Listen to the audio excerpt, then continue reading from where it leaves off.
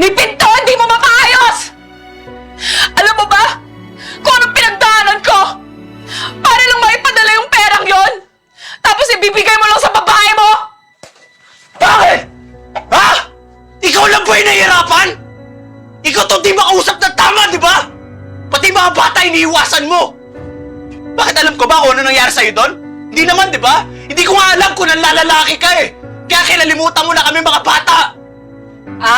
Kaya pala 5 buwan pa lang ako nawala. Kayo na ng babae mo? Ang hirap naman ng pinagdaanan mo. Abby, sinabi mo sa akin dati na hindi ka magiging katulad ng nanay ko. Pero ako, masisisi mo ba ako? Na kung ano-ano po pasok sa isip ko, ha? Hindi pa rin yung dahilan para maghanap ka ng iba. Kung mahal mo ko, kahit tinulak kita ng sobrang layo, hindi ka pa rin susuko. Aalamin mo kung ano nangyayari sa akin doon. Mag-aalala ka. Hindi yung magdududa ka at malulumbat. Ipaglalaban mo pa rin ako kahit anong mangyari, Mark. Ang sinabi mo sa akin, pag nagkapamilya ka, gagawin mo ang lahat para hindi kayo masira. Para buo pa rin kayo.